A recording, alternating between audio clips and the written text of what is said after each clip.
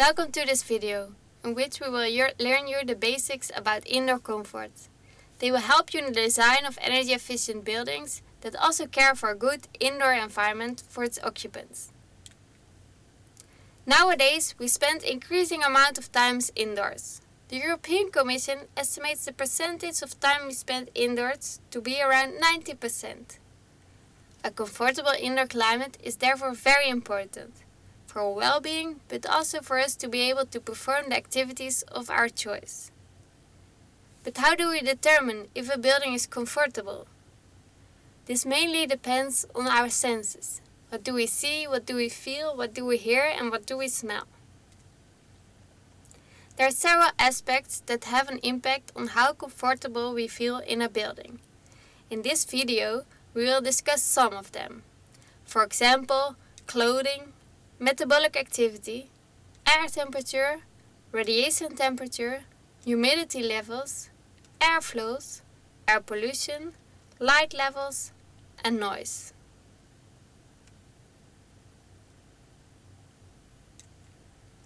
Let's start with clothing. The amount of clothes you wear influences whether you feel comfortable or not. If a room is very warm, you feel more comfortable in light summer clothes, while if you're in a cold room, you will feel more comfortable wearing warm winter clothes. However, in an office setting, you're not always allowed to wear any kinds of clothes you prefer. Many people are, for example, forced to wear suits. Therefore, we have to realize that clothing is an important aspect, which also has to be taken into account in the thermal comfort design of a building. Then we have the metabolic activity.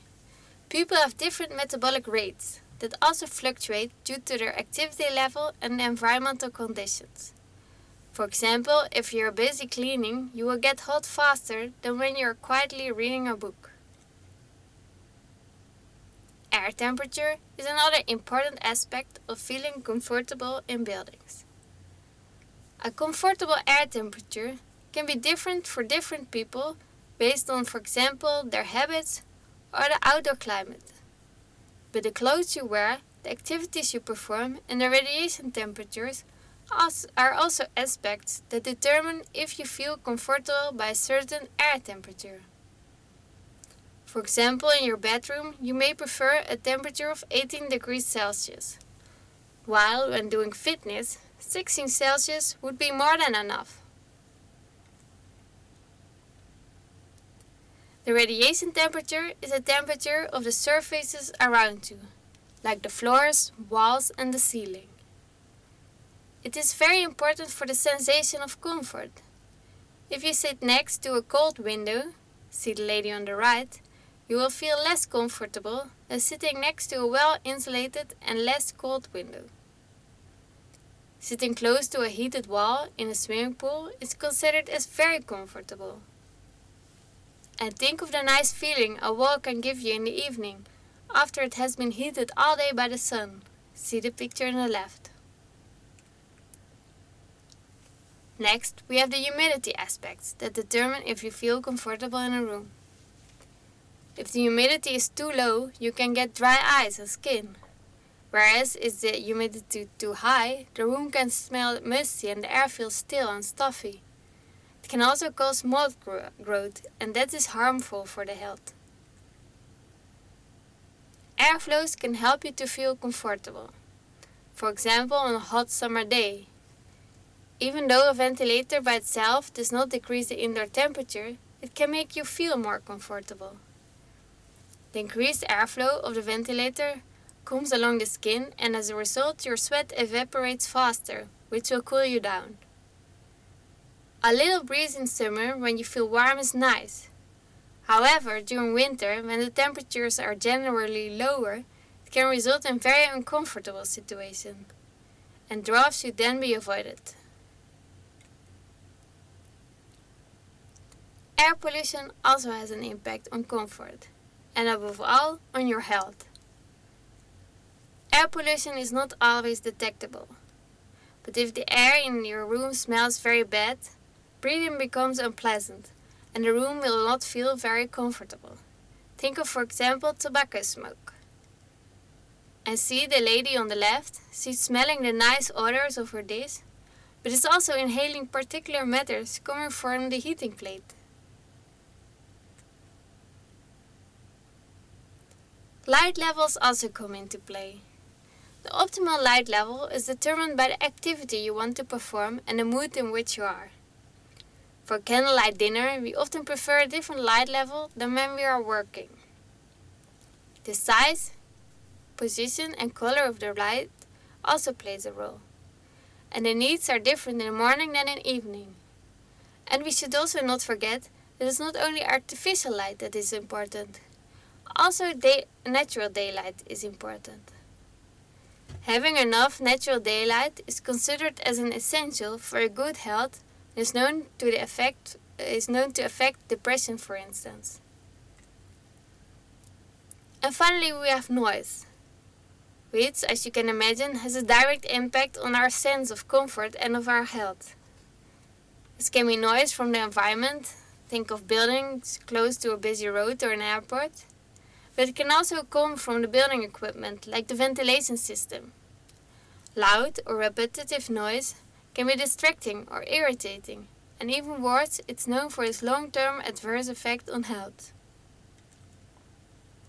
As you have seen, comfort levels are dependent on many different variables, which make it very complex to determine if a building is comfortable. In this course, we will only focus on thermal comfort. The main reason for this is that thermal comfort has the highest direct influence on the energy demand. However, keep in mind that if you talk to a building engineer about building comfort, there are many more aspects that are important.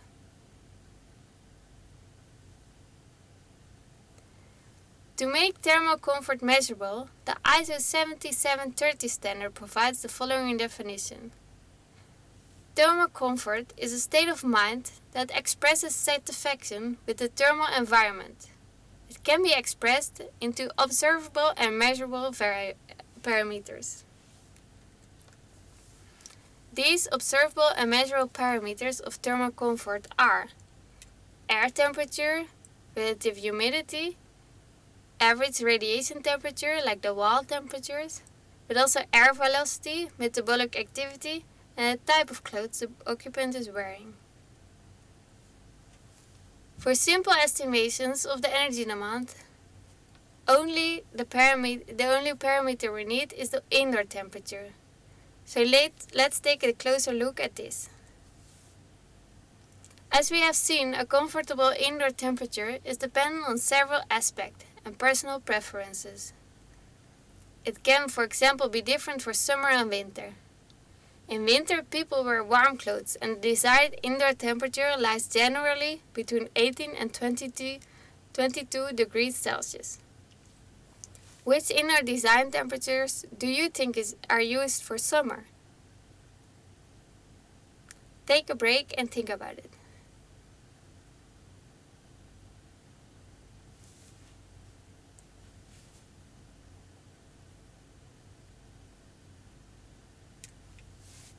Well, in general, people wear light clothes in summer and prefer temperatures between 24 and 28 degrees Celsius, although this differs per country. Regulations vary a lot as this relates to people's habit. In some countries, it's even common to keep the indoor temperature constant all year round. However, next to the fact that it may not be experienced as comfortable, there's another disadvantage. For example, if you have an indoor temperature of 18 degrees Celsius over the year round, you need a lot more cooling in summer, while you probably already feel comfortable if you cool to 24 degrees Celsius.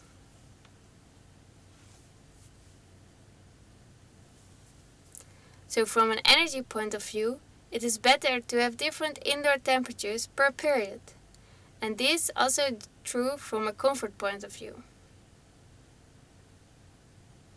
If it's summer and you're wearing a very light dress and you enter a building that is 18 degrees Celsius, you will feel uncomfortably cold.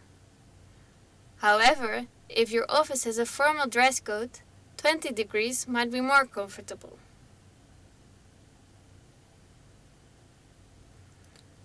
This example shows that small habits like dress code have an impact on whether you feel comfortable with a certain temperature or not. In general, for design purposes, we assume that an acceptable indoor temperature range is between 20 to 24 degrees Celsius. 20 being the design temperature in the cold season and 24 the design temperature for the hot season. But once more, be aware of your local habits and regulations. In summary, in this video, we have shown that thermal comfort is a very complex phenomenon, dependent on many different parameters. For energy use, thermal comfort is one of the most important direct influencing factors. For engineers to work with thermal comfort in buildings, design thermal comfort has to be made measurable. This is possible if we look at following parameters: air temperature, relative humidity, average radiation temperature, air velocity, clothes, and metabolic activity level in a room. For simple estimations of the energy demand, we will only take air temperature into account. We also mentioned that a change in desired air temperature can have significant effect on the energy demand for heating and cooling.